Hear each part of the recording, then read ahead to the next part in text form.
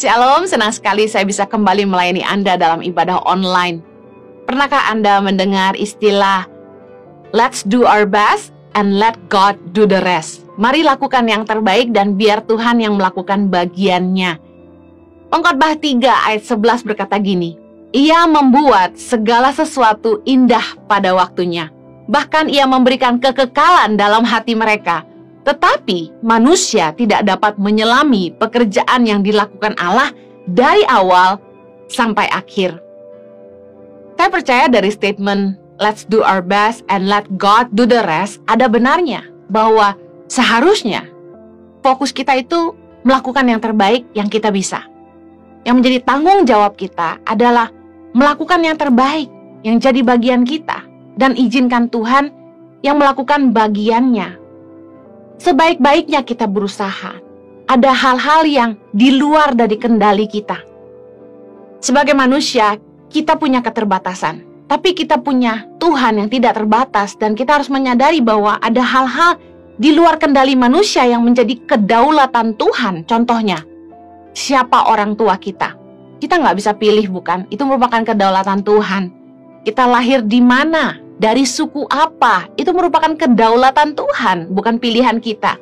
Kemudian, kapan kita dipanggil pulang ke sorga? Kapan kita mati? Semua tergantung Tuhan, bukan kita yang menentukan.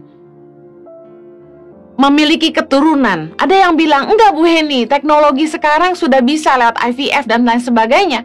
Saya mau katakan gini, saya dengar banyak orang-orang yang punya uang, mereka melakukan bayi tabung dan lain sebagainya, tetap nggak bisa punya keturunan.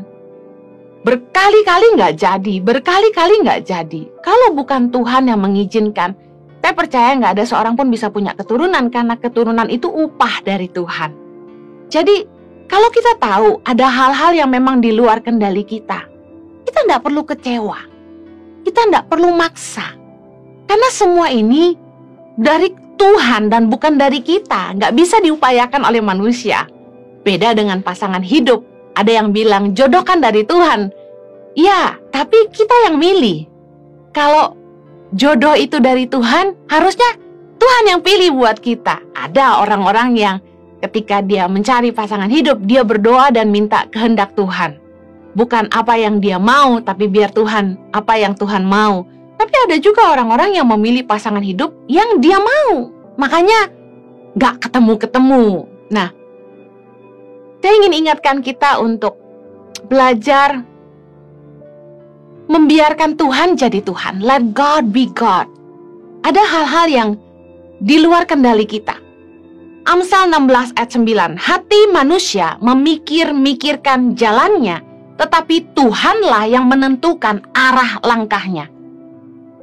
Sebelum COVID, saya percaya seperti saya, Anda juga sudah punya rencana apa yang kita mau lakukan setahun ke depan, 2 tahun ke depan, bahkan mungkin ada yang sampai 5 tahun ke depan, sampai 10 tahun ke depan. Lalu apa yang terjadi? Ketika COVID melanda dunia, semua perencanaan kita gagal total. Semuanya batal. Jadwal pelayanan khotbah saya yang full sampai 2021 waktu itu juga berantakan. Semuanya batal. Kita harus belajar menyadari bahwa sepandai-pandainya manusia berusaha, bagaimanapun kita mengupayakan hidup kita, kita harus mengerti bahwa kita harus belajar mengandalkan Tuhan. Kita nggak bisa selalu memaksakan kehendak kita. Seperti mengatur, hidup saya harus begini, hidup saya harus seperti itu. Kita cuma bisa lakukan bagian kita, lakukan yang terbaik. Jaga hidup kita, hidup sehat, hidup bekerja sungguh-sungguh, berdoa cari Tuhan. Kita berusaha memperbaiki diri kita dan lain sebagainya, tapi dengar baik. Ada hal-hal yang di luar kendali kita. Ada waktu Tuhan. Dan kita harus belajar berserah kepada kehendak Tuhan. Makanya kalau saya dengar jomblo-jomblo ngeluh, aduh Kak Heni bosan ditanyain kapan kawin. Saya mau katakan begini, ada hal-hal yang gak semudah itu untuk dikerjakan dalam hidup ini. Kita butuh intervensi Tuhan gitu. Contoh, anak-anak muda yang mungkin sudah bekerja, sudah selesai kuliah, mereka sudah kerja. Semakin sedikit waktu mereka untuk ketemu dengan orang banyak, kecuali mereka yang pekerjaannya melibatkan orang banyak. Mereka punya kesempatan untuk traveling kemana-mana, ketemu orang banyak. Tapi ada orang-orang yang mereka stuck di kantor dan bertahun-tahun di situ dan di komunitas yang sama. Hanya kemurahan Tuhan kalau mereka itu bisa ketemu dengan orang-orang baru dan kemudian ketemu jodoh di situ. Tidak ada yang mustahil bagi Tuhan, bukan? Dan seringkali kita coba ngatur hidup kita. Kita mau begini, kita mau begitu. Yang saya ingin ingatkan adalah begini. Jangan lupa melibatkan Tuhan. Let God be God. Sebaik apapun kita berencana, sebaik apapun kita mau mengatur hidup kita, dengar baik bahwa manusia bisa memikir-mikirkan jalannya, tetapi Tuhanlah yang menentukan arah langkahnya. Kita nggak bisa selalu memaksakan kehendak kita, tapi kita harus belajar untuk mencari kehendak Tuhan dalam hidup kita dan belajar berserah. Saya ingat waktu Yesus di Taman Getsemani, Yesus sebenarnya pasti takut disalib. Karena itu Yesus berdoa sampai 3 kali. Dan kemudian di Lukas 22 ayat 42 Yesus berkata gini, "Ya Bapakku, jikalau engkau mau, ambillah cawan ini daripadaku." Yang Yesus mau adalah dia nggak usah ngelewatin masa penyiksaan itu. Tetapi Yesus berkata gini, "Tetapi bukanlah kehendakku, melainkan kehendakmu yang terjadi." Mari belajar seperti Yesus. Mungkin kita bisa minta sama Tuhan apa yang kita mau, tapi sekali lagi kembalikan sama Tuhan apa yang jadi kehendak Tuhan dalam hidup kita. Kita nggak bisa selalu maksa, hidup saya harus begini, hidup saya harus begitu. Kalau enggak kita kecewa sama Tuhan. Kembali lagi bicara soal let's do our best and let God do the rest. Saya teringat firman Tuhan dalam Matius 7 ayat 7 yang berkata gini, "Mintalah, maka akan diberikan kepadamu. Carilah, maka kamu akan mendapat. Ketuklah, maka pintu akan dibukakan bagimu. Karena setiap orang yang meminta, menerima. Dan setiap orang yang mencari, mendapat. Dan setiap orang yang mengetuk, baginya pintu dibukakan."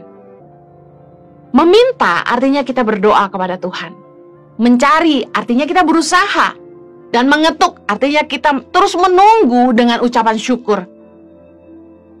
Saya percaya Tuhan tidak hanya mau kita berdoa dan menunggu, tapi Tuhan mau kita berusaha. Ada tanggung jawab untuk melakukan bagian kita. Karena kita harus melakukan yang terbaik yang jadi bagian kita, bukan? Let's do our best. Nah, saya ingin share apa sih yang jadi bagian kita? Apa yang jadi tanggung jawab kita untuk kita lakukan? Yang pertama, tadi saya sudah bilang, melakukan yang terbaik. Berusaha untuk segala sesuatu yang Tuhan percayakan dalam hidup kita. Kita harus mengusahakannya. Kolose 3 ayat 23 bilang ini, "Apapun juga yang kamu perbuat, perbuatlah dengan segenap hatimu, seperti untuk Tuhan dan bukan untuk manusia." Segala sesuatu yang kita buat dalam hidup ini, Tuhan mau kita lakukan yang terbaik, seperti untuk Tuhan.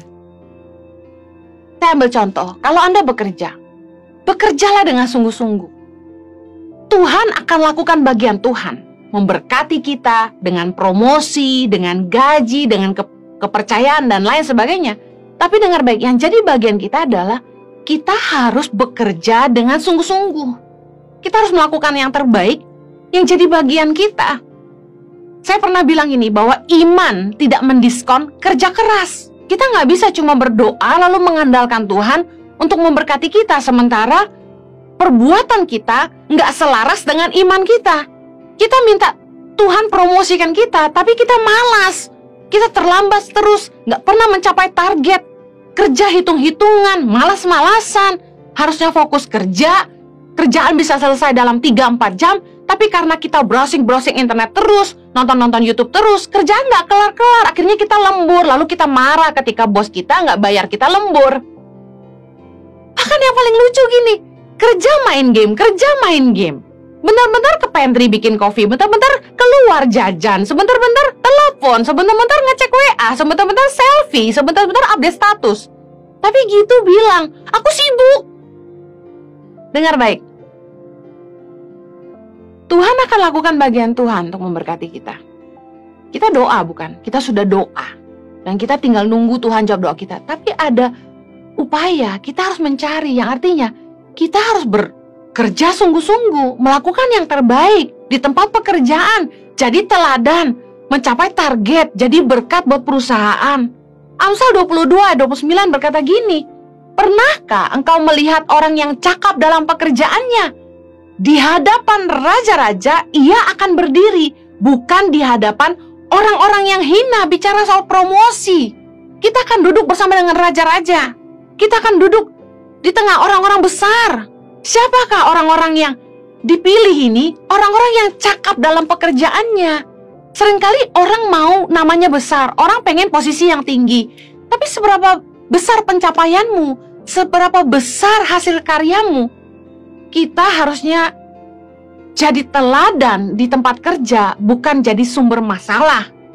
Amsal 27:18 bilang gini, siapa memelihara pohon ara akan memakan buahnya, dan siapa menjaga tuannya akan dihormati. Ada orang tuh yang di tempat kerja bukannya kerja sungguh-sungguh, bukannya berbuah, tapi malah bikin kekacauan di mana-mana.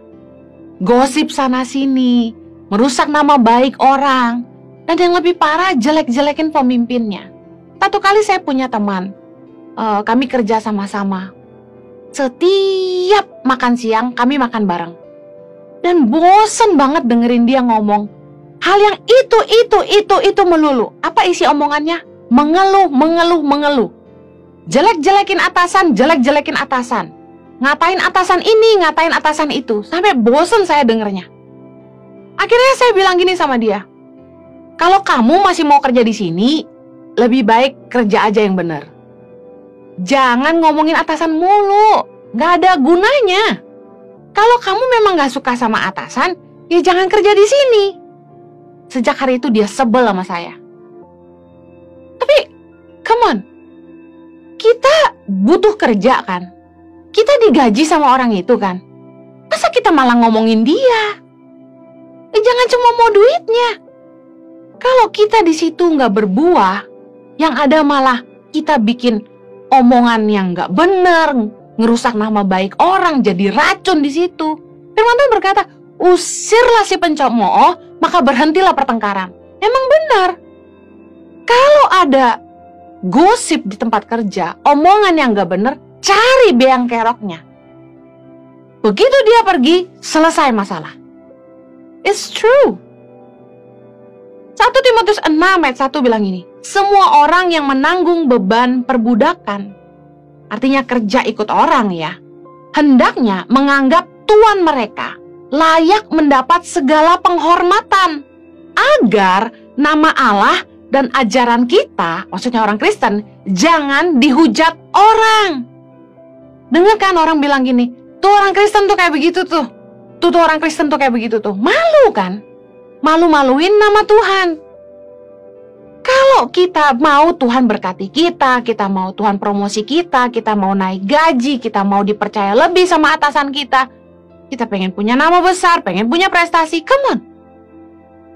Bekerjalah dengan sungguh-sungguh. Berkaryalah yang nyata. Harusnya kita berbuah, bukan malah bikin masalah.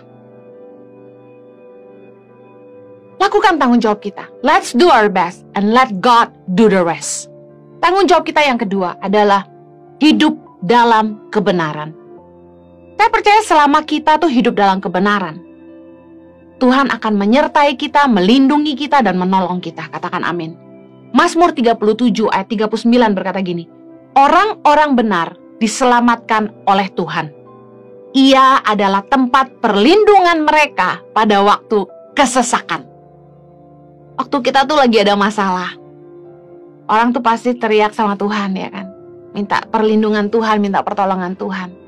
Tapi dengar baik, orang-orang benar diselamatkan oleh Tuhan, kata firman Tuhan. Tuhan itu jadi tempat perlindungan mereka pada waktu kesesakan. Dan pertanyaannya, apakah kita hidup benar? Mazmur 34:20, kemalangan orang benar banyak, tetapi Tuhan melepaskan dia dari semuanya itu. Siapa bilang orang benar gak punya masalah? Makanya jangan cepat menghakimi orang. Begitu orang ditimpa musibah, langsung menghakimi. Tuh, lu dosa apa? Tuh, gak bayar perpuluhan sih lo. Tuh kan, lu gak berkenan sih sama Tuhan. Dosa apa lo? Banyak langsung yang menuding, menuduh, menjatuhkan, making people feel offended. Kita membuat orang merasa tertuduh. Padahal firman Tuhan berkata gini, Mazmur 34 ayat 20, kemalangan orang benar banyak. Emang orang benar ada masalah, Bu? Ya iya dong, kan ujian. Tetapi Tuhan melepaskan dia dari semuanya itu. Bedanya orang benar dengan orang yang tidak hidup dalam kebenaran adalah gini. Semua orang punya masalah. Semua orang bakal ngadepin badai kehidupan. Tapi orang yang hidup dalam kebenaran akan mendapat pembelaan Tuhan. Katakan amin. Tanggung jawab kita adalah memastikan kita hidup benar. Bagian Tuhan adalah melindungi kita, menolong kita, melepaskan kita dari kesesakan kita. Banyak kali kita berseru-berseru dan bilang, Tuhan kok gak dengar aku? Tuhan kok gak tolong aku? Pertanyaannya gini, apakah kita hidup dalam kebenaran? Jangan sampai kita nipu orang, lalu kita minta pertolongan sama Tuhan. Tuhan pasti mengampuni kita, tapi dengar, ada upah dari perbuatan kita. Loh, kita nipu orang ya, kita harus kembalikan apa yang jadi bagian orang. Kita mencuri ya, kita harus kembalikan. Kita nyakitin hati orang ya, kita harus minta maaf. Kita jadi batu sandungan ya, kita harus berubah. Kita suka marah-marah di rumah, keluarga nggak harmonis, ya kita harus berubah, bertobat sungguh-sungguh. Istri nggak betah di rumah, suami nggak betah di rumah, anak nggak betah di rumah, masalahnya apa? Kita minta, Tuhan kembalikan suami saya, Tuhan kembalikan istri saya. Bagi Tuhan mengembalikan pasangan kita itu mudah. Tapi kalau Tuhan kembalikan pasangan kita ke rumah, berapa lama mereka bisa bertahan kalau kita nggak mau berubah? Tuhan itu pasti melakukan bagiannya, menolong kita, memberi kekuatan bagi kita, memberi kita jalan keluar di tengah kesesakan. Tapi kita harus memastikan kita hidup dalam kebenaran. Kita tidak bisa memanipulasi Tuhan untuk terlibat dalam kejahatan kita, bukan? Tanggung jawab kita yang berikutnya. Tadi yang pertama, memastikan kita melakukan yang terbaik yang jadi bagian kita. Kerja dengan sungguh-sungguh. Yang kedua, tanggung jawab kita adalah hidup dalam kebenaran supaya kita dibela Tuhan. Yang ketiga, tanggung jawab kita adalah jaga hidup tubuh kita kudus. Jangan hidup sembarangan. Roma 12 ayat 1. Karena itu, saudara-saudara, demi kemurahan Allah, aku menasehatkan kamu supaya kamu mempersembahkan tubuhmu sebagai persembahan yang hidup, yang kudus dan yang berkenan kepada Allah. Itu adalah ibadahmu yang sejati. Ibadah yang sejati adalah hidup kita. Bukan cuma persembahan kita, bukan cuma pelayanan kita, tapi hidup kita. Hidup kita lah ibadah kita yang sejati. Apakah kita sembarangan dengan hidup kita? Apakah kita menyia-nyiakan hidup kita? Tahukah Anda kalau kita masih bisa bangun tiap pagi? Kita harus menyadari bahwa hidup itu anugerah. Hidup itu pemberian Tuhan yang harus kita jaga. Dan firman Tuhan bilang ini, supaya kamu mempersembahkan tubuhmu sebagai persembahan yang hidup, yang kudus, dan yang berkenan kepada Allah. Ada orang yang rajin ke gereja, hafal banyak firman Tuhan, tapi hidupnya sembarangan. Dia nggak jaga hidup kudus. Zaman sekarang gitulah ya, kata kudus tuh makin jarang terdengar. Orang nggak bahas lagi tentang bagaimana jaga kekudusan, karena segala sesuatu yang harusnya nggak boleh sekarang dianggap wajar. Pre-seks dianggap wajar. Banyak anak-anak Tuhan yang dipengaruhi oleh gaya hidup dunia.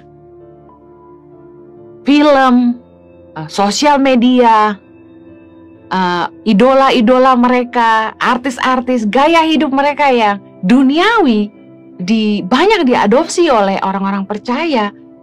Semua anak-anak mulai ikut-ikutan, dan terutama anak-anak muda, sampai orang nggak tahu lagi batasan apa yang kudus dan apa yang berkenan kepada Tuhan. semua dianggap biasa. Semua dianggap normal karena itu jadi standar dunia. Kita nggak bisa memakai ukuran dunia jadi ukuran kita. Karena sebagai anak Tuhan kita harus hidup berbeda. Kita harus ngerti kekudusan. Kita harus memastikan hidup kita berkenan kepada Tuhan. Jangan sampai kita nggak jaga kekudusan. Kita tahu bahwa dalam 1 Korintus 6 ayat 19, tubuh kita adalah bait Roh Kudus, bahwa Roh Allah yang kudus itu tinggal di dalam hidup kita. Kadang-kadang bingung ngebedain orang dunia dengan anak Tuhan karena gaya hidupnya udah nggak beda. 1 Petrus 1 ayat 15 berkata gini, tetapi hendaklah kamu menjadi kudus di dalam seluruh hidupmu, sama seperti Dia yang kudus, yang telah memanggil kamu. Sebab ada tertulis, kuduslah kamu, sebab aku kudus. Kita harus mengerti bahwa Tuhan mau kita jaga hidup kita kudus. Kita nggak bisa pacaran seperti orang dunia. Ada batasan-batasan yang harusnya kita nggak langgar. Ada nilai kekudusan, ada nilai penghargaan dalam hubungan. Bahkan perkataan kita, anak-anak Tuhan udah mulai adopsi bahasa-bahasa dunia gitu, yang mereka pikir biasa semua orang ngomong kayak gitu. Enggak, kita mesti mengajarkan nilai-nilai kekudusan kepada anak-anak kita. Ada hal-hal yang kita nggak boleh kompromi. Saya tegas sama anak saya, nggak ada ya cowok ke kamar cewek bikin macem-macem, nggak ada ya. Mama nggak mau satu hari kalian udah kuliah nanti jauh sama mama, pacaran ke kamar, nggak ada. Kamu mau dating sama siapa, kamu harus jaga hidup kamu, memastikan orang yang kamu dating itu juga seiman, takut akan Tuhan. Kita gampang aja lihat orang itu ngerti kekudusan atau enggak, lihat dia sopan apa enggak, dia ngerti batasan atau enggak. Karena orang yang bisa menghargai kita, mereka jaga kekudusan sampai nikah, itu orang-orang yang takut akan Tuhan. Nah, tanggung jawab kita adalah menjaga hidup kita kudus. Jangan sampai karena kita ingin diterima sama dunia, kita berkompromi dengan nilai-nilai kerajaan sorga.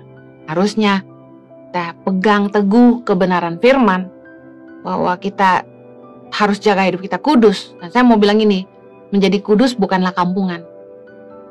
Kita hanya memastikan bahwa hidup kita benar di hadapan Tuhan. Bukan berarti kita nggak boleh nonton, kita nggak boleh makan keluar, kita nggak boleh pesta dengan teman-teman. Tapi pilihlah film yang baik. Ketika kita ngumpul dengan teman-teman, jangan ngomong yang sia-sia. Ketika kita pesta, ya jangan hura-hura sampai kita mabuk-mabukan, lupa diri, dan menyanyiakan hidup kita. Karena hidup kita adalah ibadah kita yang sejati kepada Allah. Yang berikutnya, tanggung jawab kita adalah menabur benih. 2 Korintus 9 ayat 7 bilang gini, hendaklah masing-masing memberikan menurut kerelaan hatinya, jangan dengan sedih atau karena paksaan, sebab Allah mengasihi orang yang memberi dengan sukacita. Dan Allah sanggup melimpahkan segala kasih karunia kepada kamu, supaya kamu senantiasa berkecukupan di dalam segala sesuatu dan malah berkelebihan di dalam pelbagai kebajikan. Seperti ada tertulis, ia membagi-bagikan, ia memberikan kepada orang miskin, kebenarannya tetap untuk selamanya. Ayat 10, ia yang menyediakan benih bagi penabur dan roti untuk dimakan, ia juga yang akan menyediakan benih bagi kamu dan melipat gandakannya dan menumbuhkan buah-buah kebenaranmu. Kamu akan diperkaya dalam segala macam kemurahan hati yang membangkitkan syukur kepada Allah oleh karena kami. Saya percaya bahwa firman Tuhan mengajarkan kita, Tuhan itu menyediakan benih bagi penabur dan roti untuk dimakan. Kita ingin diberkati dan ada prinsip tabur tuai. Kalau kita ingin beroleh kemurahan, kita juga harus menunjukkan kemurahan. Lalu firman Tuhan berkata, hendaklah setiap kita memberikan dengan kerelaan hati. Jadi ukuran kita memberi itu berdasarkan kerelaan hati kita. Nggak boleh dengan sedih, apalagi dipaksa. Bukan karena takut kita memberi, tapi kita beri dengan sukacita. Dan karena Tuhan mengasihi orang yang memberi dengan sukacita. Nah, kalau kita ingin menabur, dikatakan Allah sanggup melimpahkan segala kasih karunia kepada kamu, supaya kamu senantiasa berkecukupan di dalam segala sesuatu. Katakan amin. dan malah berkelebihan di dalam pelbagai kebajikan. Nah, kalau kita pengen diberkati Tuhan, firman Tuhan katakan kita harus memberi. Tanggung jawab kita adalah menabur benih. Tanggung jawab Tuhan adalah memberkati benih kita, sehingga hidup kita berkelimpahan. Ada orang yang pernah datang kepada kami. Dia bilang gini, Koh, bilang sama suami saya, Ko Jojo, kami ini sebenarnya lagi susah, tapi saya ingin tabur mobil saya untuk Yayasan Tangan Pengharapan. Kami heran. Saya bilang gini, kenapa nggak jual aja mobilnya supaya kamu bisa mencukupi kebutuhan rumah tanggamu? Dan dia jawab begini, kalau mobilnya kami jual dan kami pakai uangnya untuk hidup, kan habis dimakan, Jenny. Tapi kalau kami tabur untuk pelayanan, kan jadi benih. Saya sampai bingung. Anda mengerti bedanya di mana? Kalau dimakan, kan habis. Kalau ditanam jadi benih, benih itu akan tumbuh dan menghasilkan buah lebih banyak. Orang yang ngerti nabur ini membuat saya sangat-sangat tercengang karena saya belum pernah mendengar perkataan yang sedemikian. Dan kami saksikan sendiri dengan mata kepala kami. Sejak mereka menabur itu, hidup mereka sangat diberkati. Saya sampai kaget. Mereka tiba-tiba telepon ke kantor Tangan Pengharapan. Mereka mau nabur untuk pelayanan Tangan Pengharapan. Wow, saya amazed. Dari minus jadi surplus. Firman Tuhan tuh gak pernah salah. Kita pengen Tuhan berkati kita. Itu kan tanggung jawab Tuhan. Kita selalu nuntutnya tanggung jawab Tuhan. Ayo dong Tuhan, Tuhan berkati saya dong. Tapi hey, apa yang jadi tanggung jawab kita? Tanggung jawab kita nabur benih. Pernah nabur gak kok mau nuai? Ada lagi, Maleakhi 3 ayat 10. Banyak orang Kristen sebel ayat ini, tapi saya harus bacain kebenaran ini. Maleakhi 3 ayat 10. Bawalah seluruh persembahan perpuluhan itu ke dalam rumah perbendaharaan, supaya ada persediaan makanan di rumahku, dan ujilah aku, firman Tuhan semesta alam, apakah aku tidak membukakan bagimu tingkap-tingkap langit dan mencurahkan berkat kepadamu sampai berkelimpahan.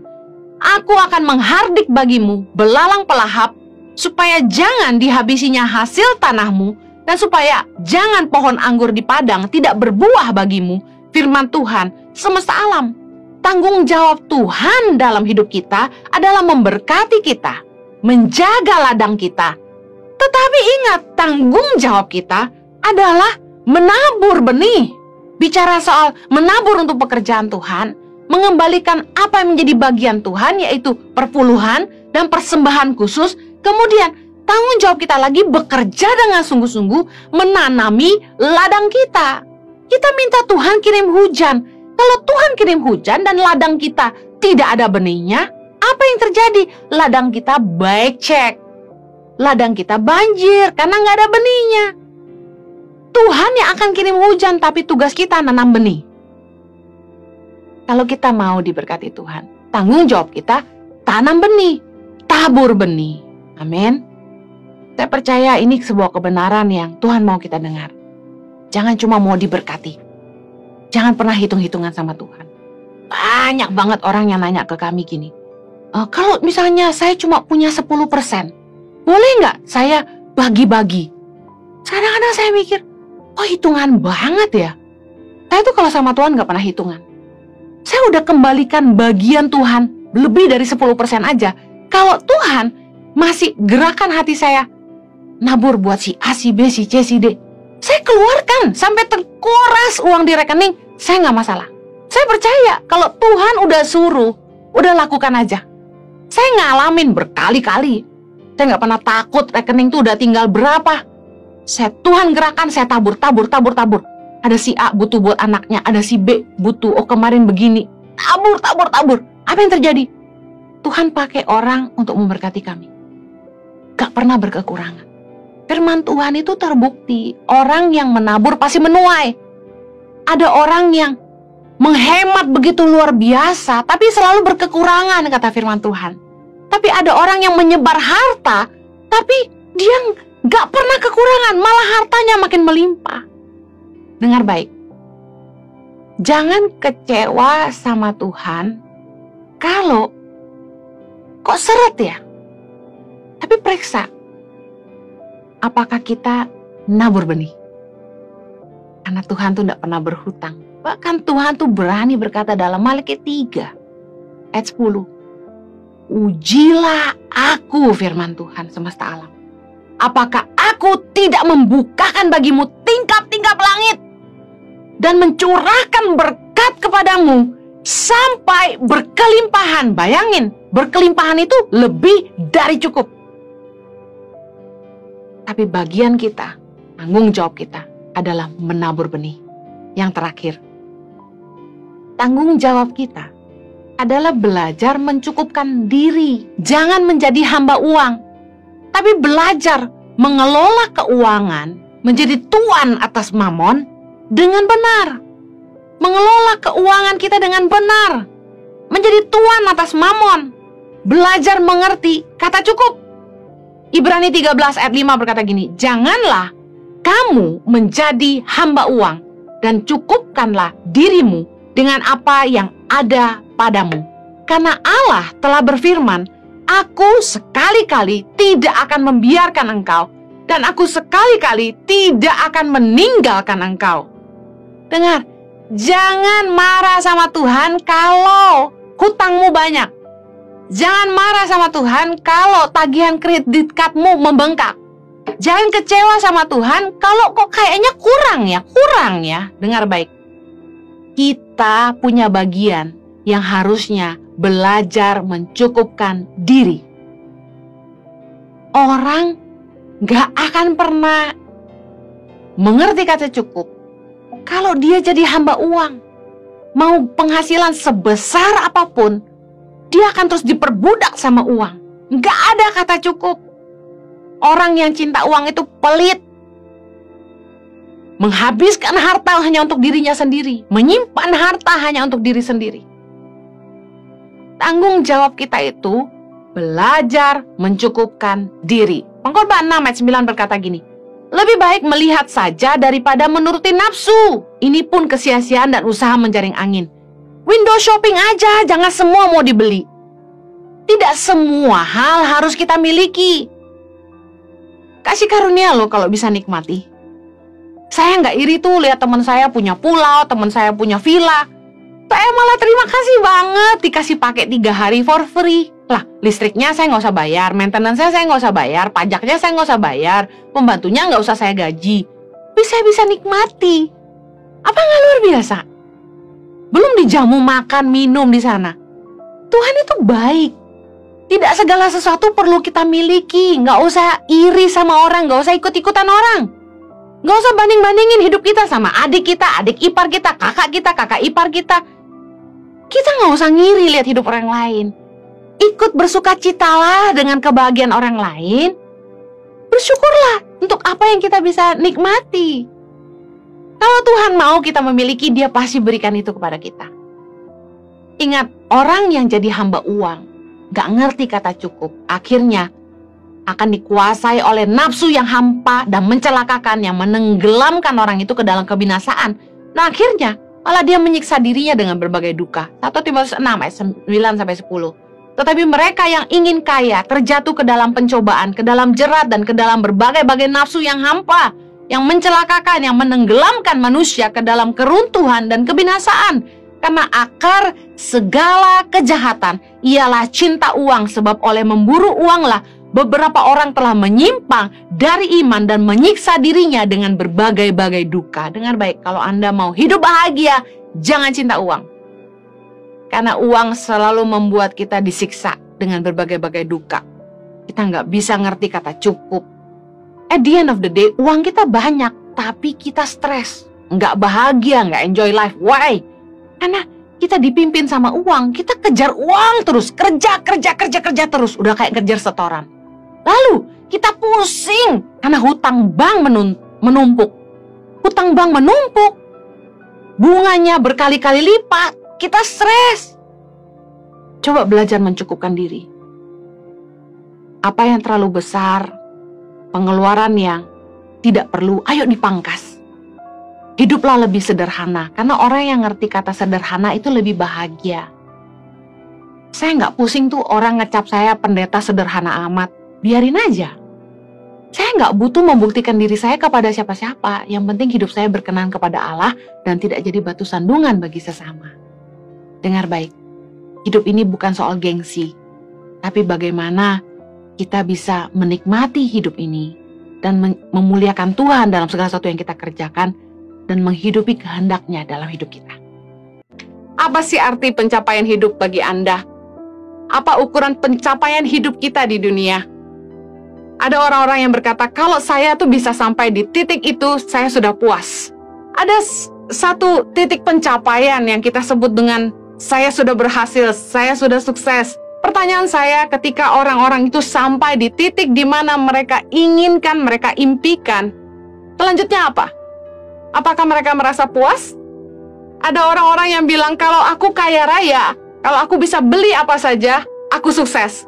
Setelah mereka kaya raya dan mereka bisa memiliki segalanya, apakah mereka puas? Hari-hari ini banyak orang berlomba-lomba menjadi kaya, mereka pamer mobil mewah, dan kita tahu apa yang terjadi hari ini.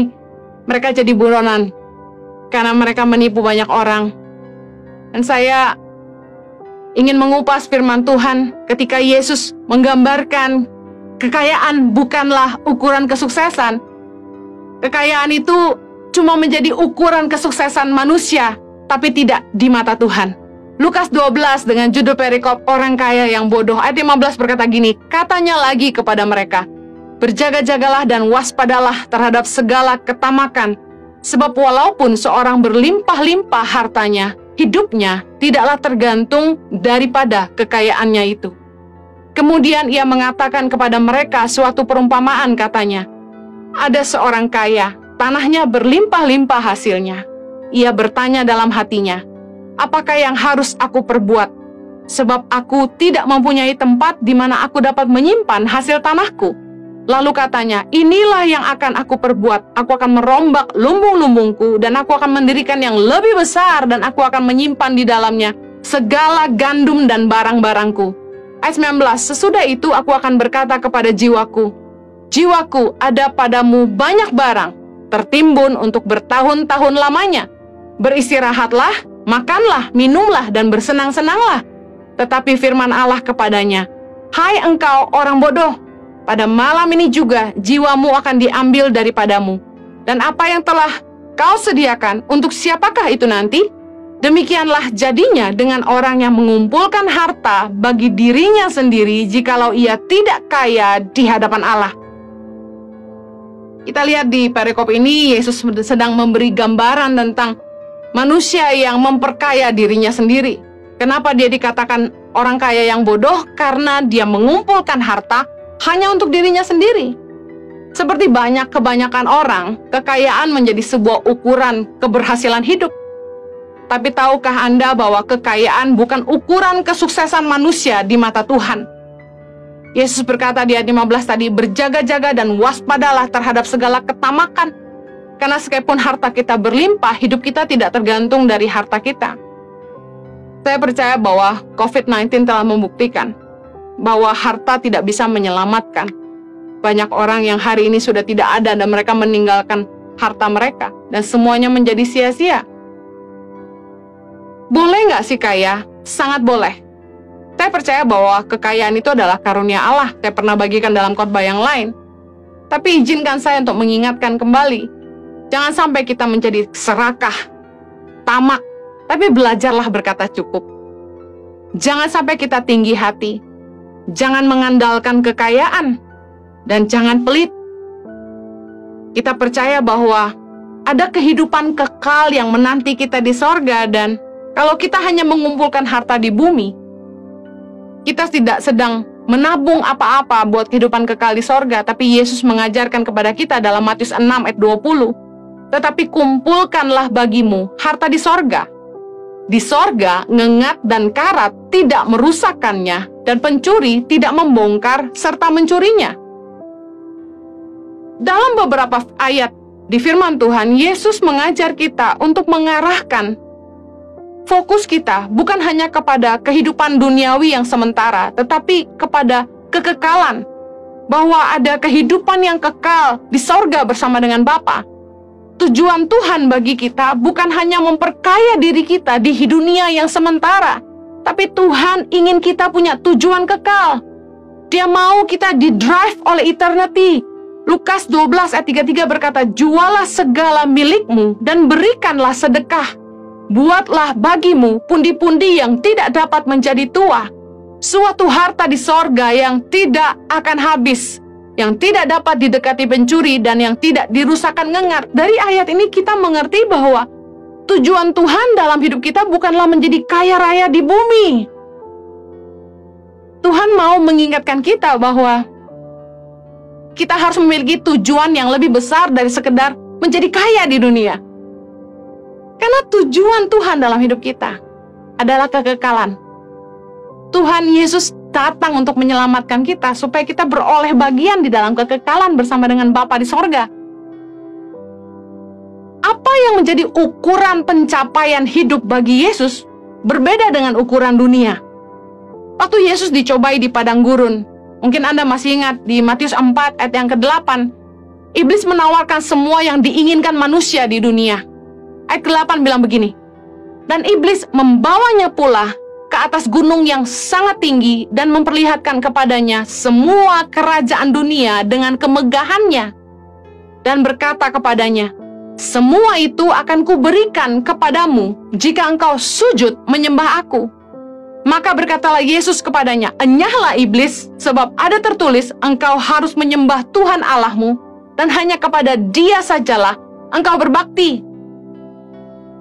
Jangan tunduk kepada setan demi kekayaan. Jangan meninggalkan iman demi kekayaan, kedudukan, dan ketenaran. Banyak orang yang mencari kekayaan dari kuasa kegelapan. Waktu saya masih kecil, orang tua saya mengajak saya ke Gunung Kawi untuk mencari pesugihan. Banyak orang-orang yang untuk menjadi kaya, mereka siap memberikan jiwa mereka kepada dunia kegelapan. Anak-anak menjadi tumbal. Ada keluarga besar yang karena mereka mencari kekayaan dari dunia gelap, anak-anaknya tidak bisa bicara semua. Bahkan berapa keluarga, semuanya meninggal karena kecelakaan. Macam-macam tumbal yang diambil oleh setan. Dan saya ingin katakan ini, jangan mencari kekayaan dari kuasa kegelapan. Jangan ingin cepat kaya sehingga engkau menghalalkan segala cara. 1 Timotius 6 ayat 9 berkata, tetapi mereka yang ingin kaya terjatuh ke dalam pencobaan, ke dalam jerat, ke dalam berbagai-bagai nafsu yang hampa, dan yang mencelakakan, yang menenggelamkan manusia ke dalam keruntuhan dan kebinasaan. Saya ketemu dengan seseorang beberapa waktu lalu di bulan Desember. Suami istri ini kaya raya luar biasa. Saya sempat bertanya kepada beliau, apakah sudah cukup? Tidak lama kemudian, saya dengar beliau menjadi buronan karena bisnis yang dimilikinya melakukan penipuan dalam investasi banyak orang. Betapa jahatnya keserakahan membuat manusia menjadi kejam, tega, mengorbankan orang lain untuk memperkaya diri mereka sendiri. Orang-orang yang ingin kaya terjatuh dalam berbagai pencobaan. Mereka mencobai diri mereka sendiri dengan keinginan mereka. Dan mereka akhirnya terjerat dalam berbagai nafsu yang hampa dan yang mencelakakan. Yang kata firman, menenggelamkan manusia dalam keruntuhan dan kebinasaan. Ingat baik bahwa kekayaan adalah berkat Tuhan. Kekayaan adalah karunia dari Allah. Pengkhotbah 5 ayat 18 berkata, setiap orang yang dikaruniai Allah kekayaan dan harta benda dan kuasa untuk menikmatinya, untuk menerima bagiannya dan untuk bersukacita dalam jerih payahnya, juga itu pun karunia Allah. Tidak sering ia mengingat umurnya karena Allah membiarkan ia sibuk dengan kesenangan hatinya. Ini arti hidup diberkati. Bahwa dalam setiap jerih payah kita, kita beroleh upah yang kita bisa nikmati. Dan kita tidak ingat umur, saking Tuhan itu buat hidup kita bahagia. Ulangan 8:18a bilang gini, tetapi haruslah engkau ingat kepada Tuhan Allahmu, sebab Dialah yang memberikan kepadamu kekuatan untuk memperoleh kekayaan. Dengar baik, di dunia ini Ada orang yang tidak terlalu kaya, ada orang yang sedang-sedang saja, ada orang yang kaya sekali. Dan kita bilang itu nasib. Nasib baik dan nasib buruk. Tapi saya percaya bahwa di titik manapun Anda berada, Tuhan selalu baik bagi Anda. Kita selalu membandingkan hidup kita dengan orang lain yang kita lihat punya lebih. Kita lihat orang yang punya uang banyak, yang kaya raya, mereka diberkati, sedangkan kita yang punya sedikit, kita bilang kita tidak diberkati. Siapa bilang? Ketika Anda belum punya banyak uang, Anda ingin punya banyak uang. Tapi tahukah Anda bahwa orang-orang yang punya banyak uang belum tentu lebih bahagia dari Anda? Makanan di masa susah adalah makanan yang paling nikmat. Orang-orang kaya masih suka makan makanan sederhana, membuktikan belum tentu harus punya banyak uang baru bisa kita menikmati hidup. Kalau Anda bisa mensyukuri hidup ini dan beroleh karunia untuk menikmati, Tuhan itu sangat baik sama kita. Kita tidak harus punya uang banyak untuk bisa menikmati kebaikan Tuhan. Orang-orang yang punya banyak uang belum tentu lebih bahagia dari kita. Syukurilah hidup kita. Jangan serakah, jangan tamak ingin cepat kaya dan menghalalkan segala cara. Ada orang yang sudah kaya pun masih ngandalin kuasa kegelapan untuk menjaga asetnya, untuk melipat gandakan kekayaannya. Dengar baik. Tuhanlah yang memberikan kekuatan untuk kita memperoleh kekayaan. Jangan pernah mengandalkan setan. Kalau Tuhan yang telah memberkati kita, Tuhan juga yang sanggup membalikkan segalanya. Jangan sampai kita tidak setia sama Tuhan. Jangan sampai kita melepaskan iman dan berkompromi dengan kuasa kegelapan hanya demi kekayaan. Gak usah kedukun-kedukun, gak usah cari orang pintar. Berkat itu karunia Tuhan. Tapi seberapa banyak Anda yang bisa dipercaya oleh Tuhan untuk menerima berkat yang lebih besar? Itu jauh lebih penting. Kalau kekayaan bisa membuat hatimu berubah, engkau jadi tinggi hati dan melupakan Tuhan, lebih baik engkau tidak usah kaya. Jadi kalau engkau pengen diberkati Tuhan lebih, jaga hatimu. Tetap rendah hati, tetap takut akan Tuhan dan menghormati Tuhan dalam hidup. Mari kita belajar dari Yesus. Apa sih arti pencapaian hidup yang sesungguhnya? Yohanes 17 ayat yang keempat. Aku telah mempermuliakan engkau di bumi dengan jalan menyelesaikan pekerjaan yang engkau berikan kepadaku untuk melakukannya. Ini ukuran pencapaian hidup, kesuksesan bagi Yesus di dunia. Bahwa ia telah mempermuliakan Bapa di bumi dengan jalan menyelesaikan pekerjaan yang Bapa berikan kepada Yesus untuk melakukannya. Ukuran pencapaian hidup bagi Yesus bukanlah menjadi kaya raya di bumi. Yesus pernah berkata, anak manusia tidak punya tempat untuk meletakkan kepalanya. Bicara, Yesus itu tidak bangun rumah di bumi, tidak bangun kekayaan di bumi. Yesus tidak cari harta di bumi. Kalau kita pakai ukuran kesuksesan dunia, punya rumah besar, punya harta banyak, aset di mana-mana, itu kaya. Tapi itu sama sekali bukan yang jadi pegangan Yesus. Bahkan ketika Yesus dihendak dipaksa jadi raja, Yesus menghindar. Yesus tidak punya rumah besar di bumi. Tapi ukuran kesuksesan bagi Yesus dalam hidupnya, sebuah pencapaian adalah dia mempermuliakan Bapa di bumi dengan menyelesaikan pekerjaan yang Bapa percayakan kepada Yesus. Hari ini, apa yang Tuhan percayakan di tanganmu? Setialah dengan apa yang Tuhan percayakan dalam hidup kita. Mungkin ada di antara kita yang dipercayakan sama Tuhan menjadi gembala kecil, ketua kelompok sel, mentor di Impact Family ICI. Mungkin Tuhan menaruh kita di tempat di mana kita harus memimpin sekelompok tim tari, tim musik, tim penyembah. Mungkin kita menjadi pendoa syafaat, mungkin kita counselor, mungkin kita di tempat kerja, bagian HRD, mungkin kita dipercayakan pemimpin kita untuk menjadi kasir, untuk mengawasi produksi, dan lain sebagainya. Apa yang Tuhan percayakan di tanganmu hari ini? Mari permuliakan Tuhan dengan apapun yang Tuhan taruh di tanganmu. Karena Yesus mempermuliakan Bapa dengan menyelesaikan apa yang Bapa percayakan dalam hidupnya. Efesus 2 ayat 10 bilang gini, karena kita ini buatan Allah, diciptakan dalam Kristus Yesus untuk melakukan pekerjaan baik yang dipersiapkan Allah sebelumnya Ia mau supaya kita hidup di dalamnya. Setiap kita harus mengerti bahwa kita punya tujuan Tuhan dalam hidup kita, dan Tuhan menitipkan sebuah pekerjaan baik di dalam hidup kita yang Dia persiapkan sebelumnya, dan Dia mau kita hidup di dalamnya. Apa yang hari ini Tuhan percayakan dalam hidupmu? Temukan itu dan setialah lakukan itu. Saya bersyukur saya menemukan tujuan Tuhan dalam hidup saya, yaitu mengeluarkan orang dari kemiskinan. Dan saya bersyukur saya masih hidup di dalamnya setelah 16 tahun Tuhan panggil saya di Indonesia. Mari setialah dengan apapun yang Tuhan percayakan dalam hidupmu hari ini. Mari permuliakan Bapa. Karena itu merupakan pencapaian kita yang sesungguhnya. Karena suatu hari nanti kita harus mempertanggungjawabkan apa yang Tuhan percayakan dalam hidup kita. Baik harta, jiwa-jiwa, pelayanan. Jangan punya mental UUD, ujung-ujungnya duit. Selalu cari kepentingan, selalu cari keuntungan untuk diri sendiri.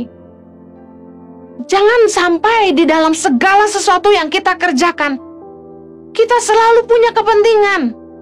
Saya katakan di khotbah yang lalu, kalau untuk segala sesuatu yang kita lakukan, kita harus dibayar, lalu apa yang bisa kita persembahkan kepada Tuhan? Karena kalau kita lakukan itu lalu kita dibayar, upah kita selesai.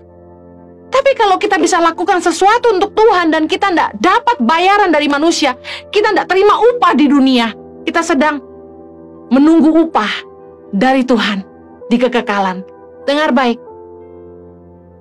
ini yang harusnya jadi kerinduan kita. Matius 25 ayat 21. Maka kata tuannya itu kepadanya, baik sekali perbuatanmu itu, hai hambaku yang baik dan setia. Engkau telah setia dalam perkara kecil. Aku akan memberikan kepadamu tanggung jawab dalam perkara yang besar. Masuklah dan turutlah dalam kebahagiaan Tuanmu. Ketika Yesus sedang memberikan perumpamaan ini, saya tersentak dan saya tahu, yes, inilah ukuran pencapaian kita harusnya. Saya rindu suatu hari nanti saya dengar Tuhan ngomong gitu sama saya. Well done, my faithful servant. You have done it well. Saya rindu dengar kata-kata ini. Baik sekali perbuatanmu, Henny, hambaku yang baik dan setia. Masuklah dan turutlah dalam kebahagiaan Tuhanmu. Apa sih yang kita cari di dunia ini? Semuanya sementara, nggak ada yang kita bisa bawa mati. Tapi apa yang jadi bagian kita di kekekalan, itu yang lebih utama. Pencapaian hidup kita harusnya bukan hanya apa yang bisa kita peroleh selama kita hidup di dunia ini, tapi apa yang Tuhan sediakan bagi kita di kekekalan suatu hari nanti. Apa yang Tuhan letakkan di bawah kuasa-Mu hari ini. Setialah dengan apa yang Tuhan percayakan dalam hidupmu. Saya akhiri. Pencapaian hidup kita adalah ini. Matius 25 ayat 31, apabila anak manusia datang dalam kemuliaannya dan semua malaikat bersama-sama dengan dia, maka ia akan bersemayam di atas tahta kemuliaannya, lalu semua bangsa akan dikumpulkan di hadapannya, dan ia akan memisahkan mereka seorang daripada seorang, sama seperti gembala memisahkan domba dari kambing, dan ia akan menempatkan domba-domba di sebelah kanannya dan kambing-kambing di sebelah kirinya. Ayat 34, dan raja itu akan berkata kepada mereka yang di sebelah kanannya, mari hai kamu yang diberkati oleh Bapakku, terimalah kerajaan yang telah disediakan bagimu sejak dunia dijadikan. Sebab ketika aku lapar, kamu memberi aku makan. Ketika aku haus, kamu memberi aku minum. Ketika aku seorang asing, kamu memberi aku tumpangan. Ketika aku telanjang, kamu memberi aku pakaian. Ketika aku sakit, kamu melawat aku. Ketika aku di dalam penjara, kamu mengunjungi aku.